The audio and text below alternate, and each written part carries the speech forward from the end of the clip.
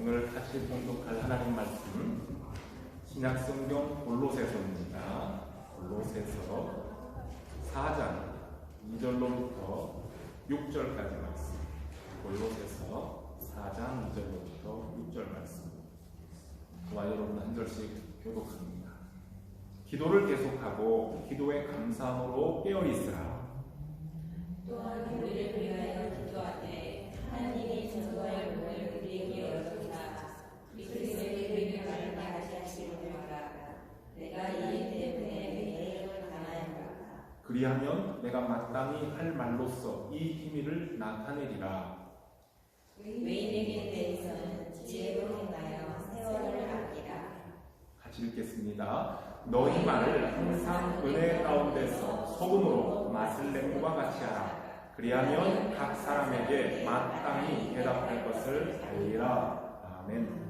네, 오늘 말씀을 가지고 오늘은 세월을 아끼라 하는 제목으로 같이 은혜를 나누고자 합니다. 말씀 읽기 전에 한 번 더 기도합시다. 하나님, 저희들이 이 시간 주의 말씀 앞에 섭니다. 마음을 열고 귀를 기울이며 또 사도 바울을 통해 골로새 교회에 선포했던 그 편지, 그 말씀이 오늘 이 시대 우리에게는 어떠한 메시지로 주어지며 우리가 어떻게 주의 말씀에 순종하며 살기를 원하시는지 하나님의 뜻을 헤아리는 시간 되게 하여 주시옵소서. 말씀 듣는 우리 모두에게, 말씀을 전하는 종에게 같은 은혜로 채워주시기를 소원하옵고 예수 그리스도의 이름으로 기도합니다. 아멘. 네, 지난 한 주간 여러분들 각자 몸 담고 있는 자리에서 우리 교회의 주인이시며 우리 삶의 주인이신 우리 예수님이 명령하신 대로 순종하며 잘 살았습니까?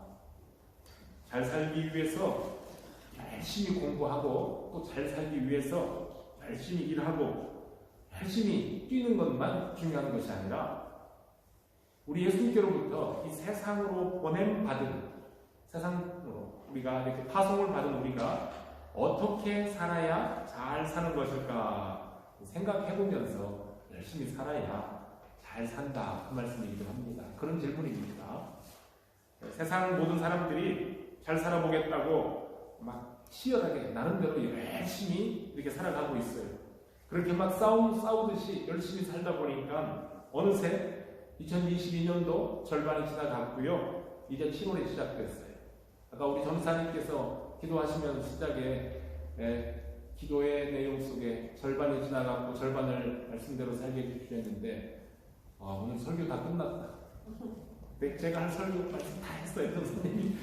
오늘 주제가 그거예요. 그 말씀이에요. 벌써 절반이 빨리 지나가 버렸어요. 근데 남은 또 절반은 우리가 어떻게 사는 것이 하나님의 백성으로 살아야 될 것인가 오늘 말씀을 통해서 보자는 거예요. 옛날 중국의 유학의 대가였던 주자라는 사람이 학문을 권한다 하는 그 책에서 이런 말씀을 했어요. 우리가 여러분들 아주 어렸을 때 중학교 다닐 때 아마 이 글을 읽었던 적이 있을 거예요. 이 구절을 뭐냐면요, 소년은 늙기 쉬우나 학문은 이루기 어려우니 순간순간의 세월을 헛되이 보내지 말라. 연못가에 본 풀이 채 꿈에 깨기도 전에 계단 옆 오동나무 잎이 가을을 알린다. 이런 한시 구절이 있어요. 그만큼 세월이 빨리 간다는 거예요. 세월이 얼마나 빠른지. 그렇기 때문에 소년들 빨리 늙어갈 수 있으니까 젊은 시절에 학문에 열심을 다하라고 권하는 말씀. 그래서 학문을 권하다라는 글이었어요. 한 해의 절반을 훌쩍 보내면서 이 말을 듣고 보니까 그렇구나, 세월이 빠르구나 하는 생각이 듭니다. 100달러짜리 지폐 혹시 집에 보관하고 계신 분 있습니까? 이 100달러짜리 미국 그 지폐에 보면 초상화가 있죠? 초상화 주인공이 혹시 누군지 아세요? 벤자민 프랭클린. 벤자민 프랭클린이 과학자이고 정치가이기도 합니다. 이 사람은 미국의 독립선언문을 기초한 사람으로 잘 알려지죠. 그런데 벤자민 프랭클린의 자서전에 13가지 자기 삶의 신조가 나와요. 그 중에 3가지가 뭐냐면 절제하는 삶, 그 다음에 검약이라는 검소하게 산다는 거죠. 그 다음에 근면, 이 절제, 근년, 검약이라는 덕목들이 들어있다고 합니다. 바로 그 사람의 이 인생관에서 세 가지 덕목들이 그가 어떤 사람이고 어떤 삶을 사는지를 잘 드러내 보여주고 있는 것처럼, 이렇게 시간이라는 것을 대단히 소중하게 여겼던 이 벤자민 프랭클린은 역시 우리 중학교 때 윤리 시간에 배웠을 만한 글이에요. 시간은 뭐라고 그랬죠? 시간은 금이다. 네, 이 말을 벤자민 프랭클린이 했어요. 얼마나 하루하루 짧은 시간을 열심히 살았으면 이런 말을 할 수 있겠습니까? 젊었을 때에는요, 이제 저도 어느덧 나 젊은 시절의 얘기를 할 수 있는 나이가 된 것 같아요. 한때는요, 아직도 50도 안 된 사람이 요즘 젊은 사람들 그런 소리 하면 막 기가 찼어요. 자기는 뭐 늙었나 50밖에 안 된 사람이 무슨 젊은 사람 그러나 그랬어요. 근데 60을 이제 넘고 보니까 요즘 젊은 사람들은 말 하기도 하더라고요. 저도요. 그런데 젊었을 때에는 이 시간의 소중함을 잘 느끼지 못하고 살다가, 왜냐하면 뭐 남은 게 시간이다 생각하니까. 그런데 나이가 들어가면서 인생은 한 번뿐이지 라는 것을 알게 되며 비로소 시간에 대한 소중함을 깨닫게 됩니다. 이게 뭐냐면 뒤늦게 철이 든다는 거예요. 철이 늦게 들어요. 하루 24시간 1년 365일은 누구에게나 똑같이 주어졌어요. 60이 넘으신 소기남 집사님에게도 하루는 24시간이에요. 여기서 제일 젊은 지수에게도 하루는 24시간이에요. 뭐 지수가 어리다고 해서 지수에게는 24시간 플러스 30분을 더 준 게 아니에요. 똑같은 24시간을 살아요. 그런데 젊었을 때에는 좀 시간이 더디 지나가는 것 같아요. 빨리 어른 좀 됐으면 좋겠다. 빨리 좀 학교 졸업했으면 좋겠다. 그런데 나이가 좀 들어갈수록 아쉬움이 생겨서 내가 조금 더 살았으면 좋겠다 라는 생각을 하게 되는 거죠. 돈을 잃어버리면은 이 다음에 또 찾으면 돼요. 아니면 또 회복하면 돼요. 그렇지만 시간이라는 것은 한 번 지나가 버리면 다시 돌아올 수 없기 때문에 이 딱 정해진 이 한계, 이 리미티드예요. 이 제한된 시간을 효과적으로 관리하며 사는 것은 사실은 우리 참 좋은 자세예요. 그렇게 살아야 되지 않습니까? 여러분, 어린아이들이 좋아하는 동화, 여러분들 이제 앞으로 손주들에게도 읽혀줄 피터팬이 있죠. 피터팬 이야기. 이 나이가 먹어 어른 되는 것을 거부하고 영원한 어린아이로 남고 싶어하는 그러한 이야기 속의 주인공 피터팬. 자, 그 영화, 그 이야기 속에 나오는 악당 후크 선장. 이 후크 선장은 악어에게 한쪽 팔을 잘렸어요. 먹혔어요. 그래서 한쪽 팔에 이 뭡니까? 후크를 달고 다니는 거예요. 인조 팔을 달고 다니는 거죠. 갈고리를 달고 다니는 악당인데요. 그런데 이 악당이, 무섭게 생긴 악당이 악어가 자기 손목을 잘 나갈 때 이 함께 자기 손목시계까지 꼴떡 삼켰거든요. 그래서 어디선가 손목시계 초침 소리, 째깍 소리만 들려오면은 악어가 가까이 나타난 줄 알고 기겁을 하고 도망을 다닙니다. 여기 후쿠 선장에게 시계의 초침 소리는 마치 뭐와 같냐면 죽음을 알리는 소리 같아요. 날 잡아먹으려고 또 오는가 하고 도망가는 거예요. 시계의 초침 소리에 놀라서 겁을 먹고 막 달아나는 후쿠 선장처럼 어떤 이들에게는 시계가 가는 소리, 째깍 흘러가는 시간의 흐름이 마치 내 생명을 갉아먹는 죽음의 소리로 들리기도 해요. 각자에게 주어진 그 한정된 시간을 나에게 좋은 기회로, 찬스로 만들어서 즐기는 것이 아니라 1분 1초가 점점 줄어들고 있다는, 내 수명이 짧아지고 있다는 것을 계산하면서 죽음의 공포에 떨고 있는 불행한 인생이 있습니다. 여러분, 억만 달러를 가지고 있으면 무슨 소용이 있겠습니까? 내일 아침에 내 인생의 시계가 멈추게 된다면, 내일 아침에 내가 죽게 된다면 지금 내가 억만 달러를 가지고 있는들 무슨 소용이 있겠습니까? 그래서 그러한 시한부 인생에게는 시간이라는 것이 돈보다 더 소중하다는 말이에요. 하나님의 사람 모세가 사람의 지혜로 계산할 수 없는 영원이라는 시간 속에 계신 하나님 앞에서 한 명, 이게 짧은 호흡이죠. 짧은 호흡처럼 순식간에 사라져버리는 우리 인간들의 유한한 인생을 고백하면서 시편 90편 12절에 이렇게 고백했죠.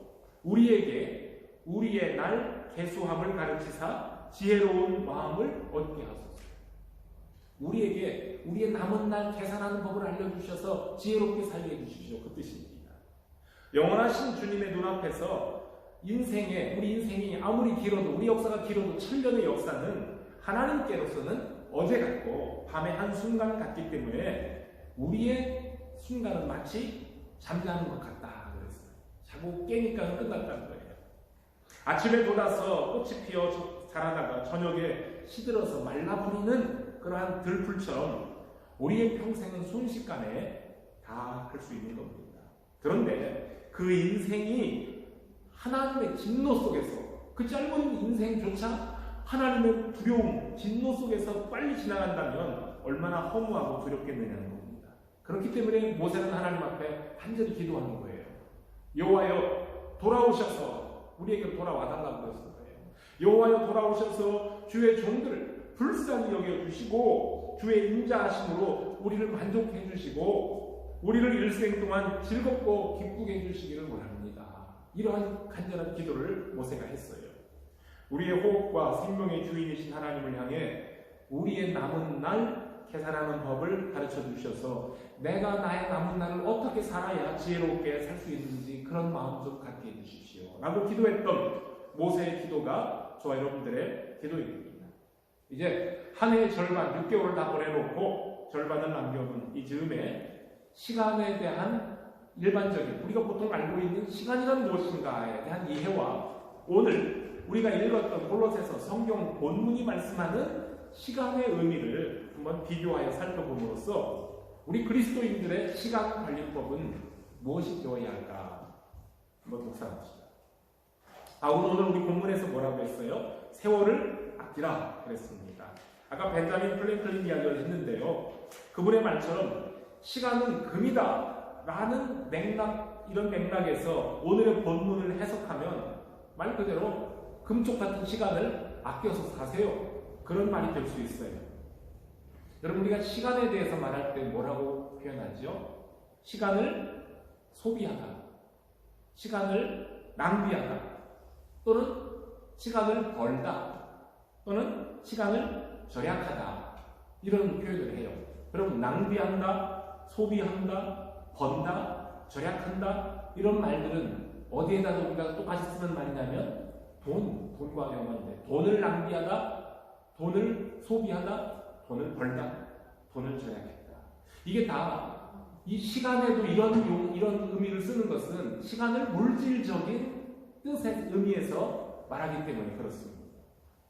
이런 시간, 바로 이런 물질적인 관점에서 시간을 이해해버리면 귀중한 1분 1초라도 우리가 헛되이 버리면 안 돼요. 그리고 효과적으로 사용하기 위해서 항상 계획성 있는 삶을 살아야 마땅합니다. 그러나 여러분, 이 시간의 경제적인 가치나 시간의 효율성을 강조해서 시간을 긍정적인 가치로 환산하는 것, 그것만으로 그치면 자칫 잘못하면 물질주의 만능의 해당에 빠질 수도 있습니다. 돈이라는 것이 편리한 생활을 위해서 필요한 물질이에요. 그렇지만 돈에 대한 애착이, 집착이 되어버리면은 내가 돈을 마음대로 조정해야, 컨트롤해야 되는데 돈이 막 나를 조절해버리고 말아요. 내가 돈에게 컨트롤 타게 해요. 그래서 이 돈의 종이 되어 어느 순간 사람이 돈 하다가 괴물이 돼요. 여러분, 시간 마찬가지예요. 시간을 우리 사람들이 사실은 스스로 조절해 쓸 수 있는, 다스리는 그런 존재가 되어야 되는데 사람이 막 정해놓은 시간에 쫓겨서 정신없이 살다 보면 그 생명과도 같고 황금처럼 소중한 시간이 나의 주인이 되어버려서 내가 시간의 노예로 전락해버리는 위험성도 있다는 말입니다. 억대 연봉을 받는 사람들과 시급이 한 시간에 10,000원조차 되지 못하는 그러한 알바생이나 근로자들이 각 시간당 만들어내는 금전적인 가치는 사실 비교할 수가 없어요. 차이가 너무 커요.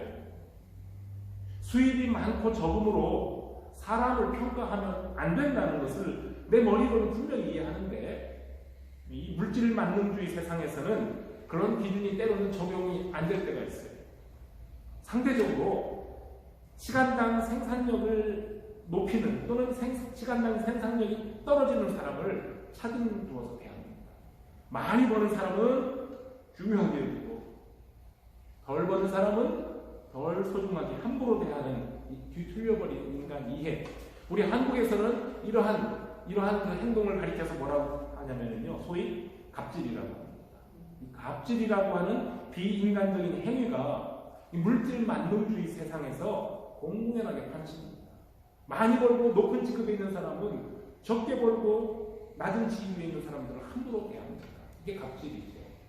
그래서 생산력이 없는 노인들이나 또는 신체나 정신적인 장애를 가진 사람들이나 또는 외국인 노동자들 같은 이 사회적인 약자들을 막 함부로 대하는 경우를 보게 됩니다. 하나님의 형상을 가진 내 이웃을 나와 동등한 인격체로 존중하지 않는 이러한 태도는 우리 하나님께서 절대로 싫어하시는 이건 범죄 행위입니다. 그래서 우리 그리스도인들은 갑질이라는 것을 절대로 안 됩니다. 자, 우리 하나님께서 말씀으로 보여주시는 인간 이해는 이런 세상의 물질과 세계관과는 절대로 다릅니다. 어떻게 해요? 우리 주님을 보세요. 우리 주님께서 세상에 계실 때 병들고 가난한 사람들, 죄인이라고 손가락질 당하고 수근수근 거림을 받는 사람들, 그리고 야 애들 저리 가, 이 어린아이들을 영접하시고 그들의 약자들의 친구가 되어주신 예수님은 사람을 외모로 판단하지 아니하시고, 즉 사람이 가진 외적인 것으로 그 사람의 가치를 판단하지 않고 하나님 나라의 가치관으로 같은 인격체로 보여주셨더라 그 말입니다. 세상 만사를 물질적인 기준으로만 보면 오늘 우리가 읽었던 본문 골로새 세월을 아끼라 하는 구절은 앞에서 말한 것처럼 금쪽 같은 시간을 아껴서 부지런하게 살아야 된다는 교훈으로 이해할 수 있어요. 여러분, 오늘 성경에 나오는 바울의 권면을 과연 그 정도 선에서 이해하고 넘어가면 되겠습니까? 거기까지만 이해하면 이건 우리 학교에서 윤리 시간에 배웠던 강의로 속해요. 부지런히 살면 돼요. 그런데 바울은 에베소에 있는 교인들에게 보낸 편지에서도 세월을 아끼라는 똑같은 말을 한 적이 있어요. 에베소 5장 가면 이따 보면 나올 수 있어요. 뭐라고 했냐면 세월을 아끼라 때가 악하니라. 에베소서에도 그렇게 했어요. 바울이 어떤 의도에서 시간에 대한 소중함을 강조했겠습니까? 이 바울이 말한 본래 의도를 잘 살펴봄으로써 우리 그리스도인들이 세상을 살면서 세월을 아끼는 법이 무엇인지를 참고해 봅니다. 오늘 본문에서 골로새에서 이 세월을 아끼라고 했던 교훈은 바로 오늘 본문에 나오는 기도, 전도라는 그리스도인의 생활과 깊은 연관이 있고요. 또 에베소서에서는 세월을 아끼라 한 그 말씀 다음에 바로 때가 악하니라 라는 것과 연관이 되어 있습니다. 자, 이 구절을 오늘 본문 전체 속에서 좀 더 폭을 넓혀서 오늘 본문을 앞뒤로 좀 이렇게 넓게 읽어볼 필요가 있어요. 그러면은 에베소서나 골로새서에서 세월을 아끼라는 말은 각각 어떠한 개념과 연결이 되냐면요, 지혜, 윗성과 지혜와 연관이 다 되어 있다는 것을 알게 됩니다. 먼저 오늘 본문 말씀입니다. 외인에 대하여는 지혜로 행하여 세월을 아끼라고 했어요. 여기서 외인을 누구를 말하는 거냐면요, 불신자들, 교회 밖에 있는 그 말이에요. 외인들, 불신자들을 가리키는 말인데요. 사도 바울은 지금 이 편지 골로새서를 감옥에 갇혀있는 상태에서 쓰고 있어요. 그리스도의 복음을 전한다는 것 때문에 감옥에 갇혀있어요. 매였어요. 지금 사슬에 매어있는 바울은 골로새에 있는 성도들에게 편지를 써서 기도해 주십시오라고 부탁을 하고 있어요. 어떤 기도입니까? 우리를 위해, 즉 현재 복음 때문에 감옥에 갇혀있는 우리를 위해 기도하되 두려움이나 염려로 기도할 것이 아니라 감사함으로 기도하라고 했어요.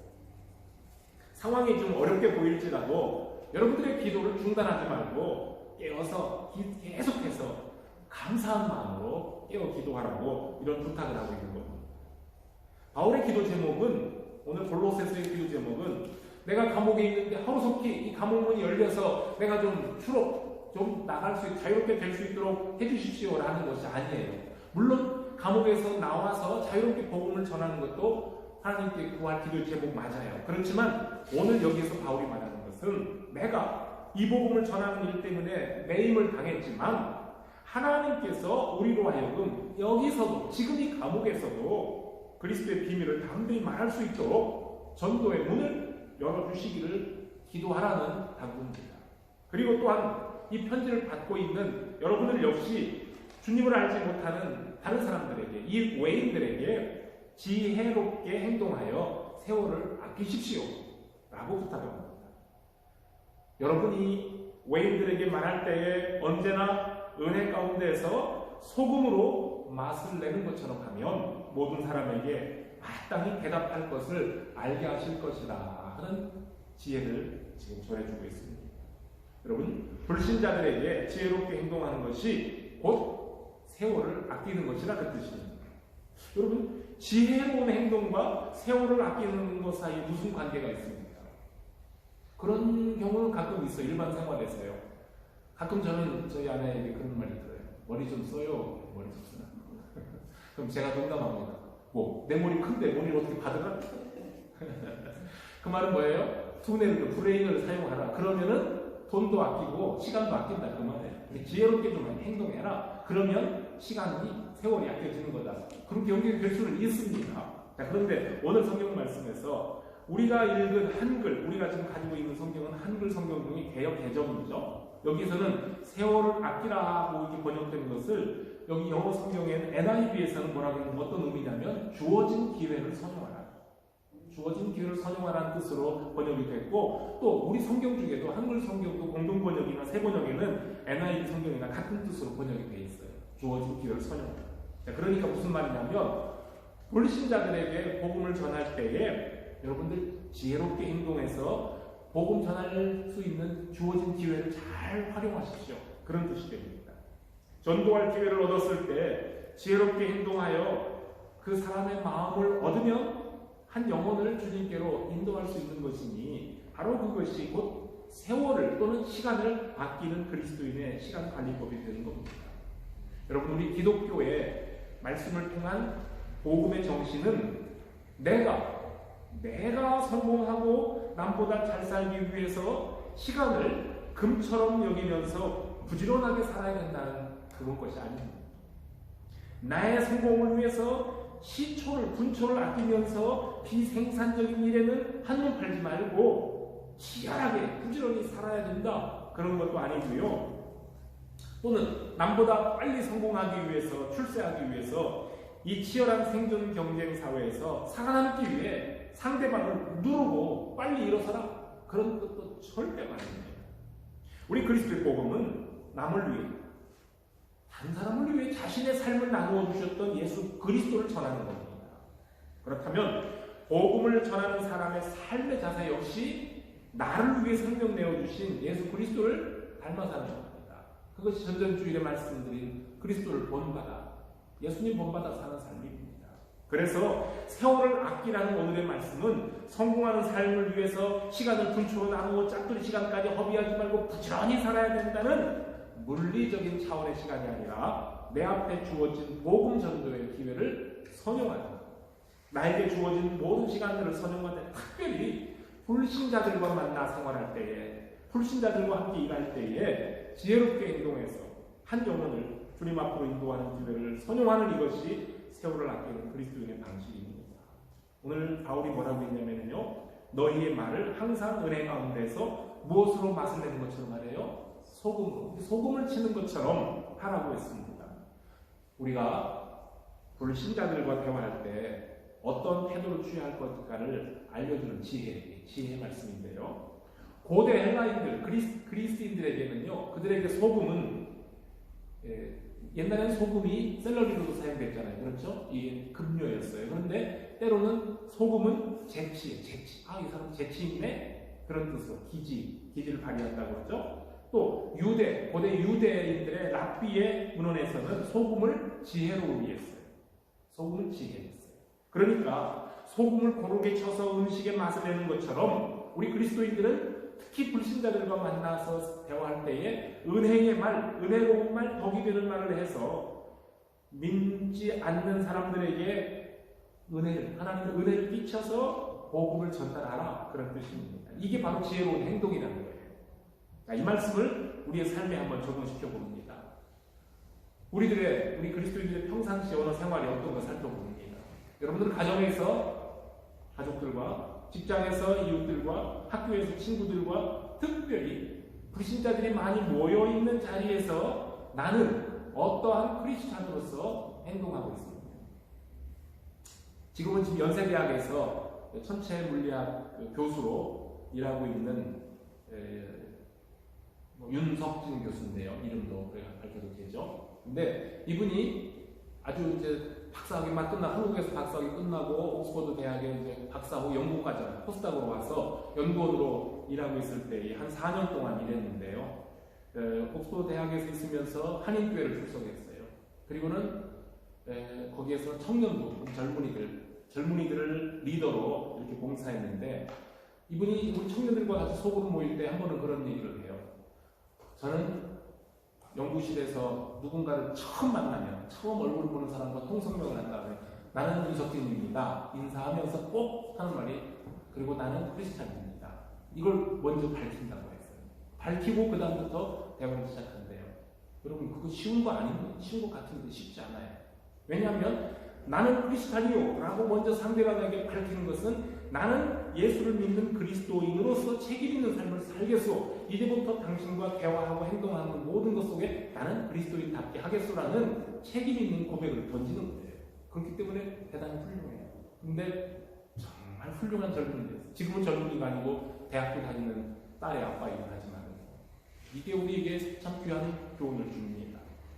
여러분, 지금 반기독교 정서가 팽배한 대한민국 사회에서 한국 교회의 성도들은 과연 소금의 맛을 내고 있는 그리스도인으로서 책임을 다하고 있는가, 우리 물어봐야 되고요. 우리는 지금 여기 영국 땅에 살고 있는 우리 또한, 영국에서도 또한 더럼에서도 또 많은 사람들을 만나는데요. 영국 사회에서 과연 우리는 소금의 맛을 내고 있는 그리스도인으로 살고 있습니까? 라고 질문을 해봅니다.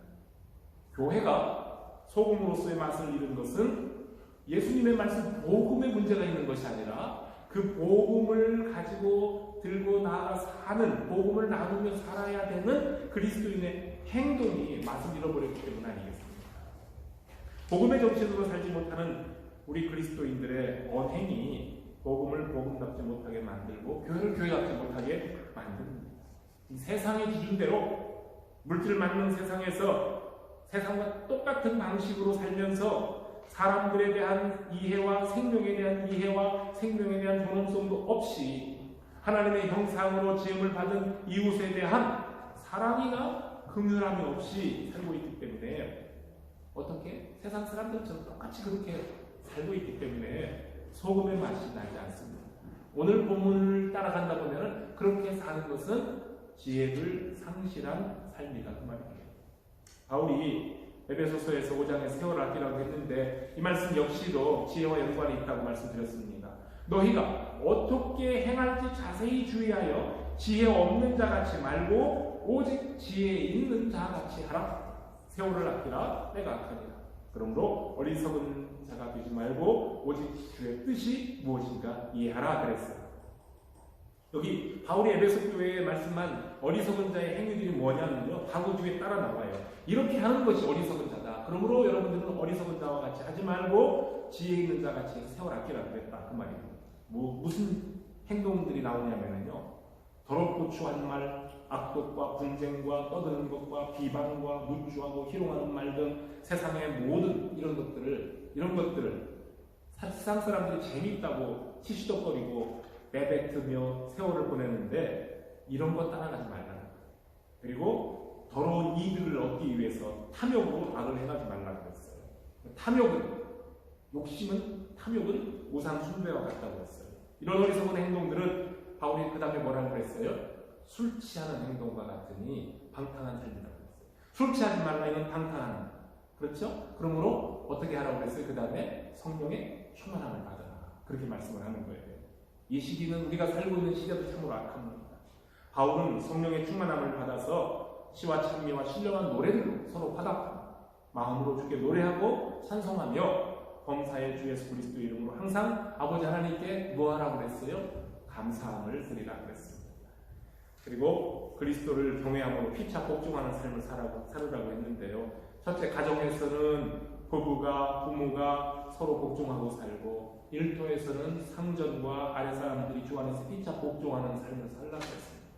이것이 바로 어두움을 벗고 빛의 자녀로 살아가는 지혜자들이 살아가는 방식입니다. 아까 모세 이야기했습니다. 하나님의 사람 모세의 기도 속에 우리의 날 계수하는 지혜의 마음을 얻게 해달라고 했습니다. 바로 여기에서도 지혜의 마음, 지혜와 연관이 되어 있습니다. 단 한 번 주어진 우리 인생을 세상의 탐욕과 정욕에 사로잡혀서 허송세월하지 않고 지혜롭게 살게 해달라는 겸손한 모세의 기도입니다. 잠언에 뭐라고 그랬습니까? 지혜의 근본은 뭐라고 그랬죠? 하나님을 아는 것이다. 예? 무엇이 지혜입니까? 그러면 하나님이 어떤 분인지 아는 거다 그랬어요.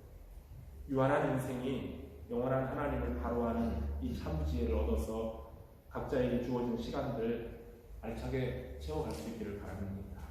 우리 하나님께서 우리를 이 한정된 세상 속에서 한정된 시간 속에서 살게 하신 목적이 무엇이겠습니까? 창조주 하나님을 기억하고 하나님을 경배하며 감사로 그 날들을 채워가도록 우리를 여기 이 땅에 보내주셨습니다. 그리고 우리의 날이 다 맞추면 하나님은 시간 내에 구애받지 않는 영원한 하나님 나라에서 영원토록 주님과 함께 살도록 복을 주십니다. 바로 이것이 비밀이라고 그랬어요. 바울은 이 비밀을 아는 그리스도인들은 오늘 바울이 기도를 부탁한 것처럼 어느 환경에 있든지 그리스도의 복음의 문이 나를 통해서 우리를 통해 열릴 수 있도록 하나님께 기도해 달라는 부탁이었어요.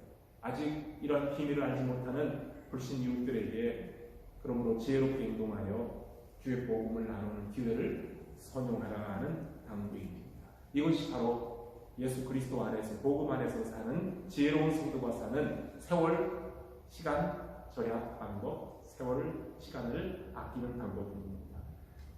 바울의 편지를 받았던 골로새 교회 성도들, 그 시대 2000년 전의 성도들은 곧 다시 오실 주님을 기다렸던 소중하게 여기고 살았어요.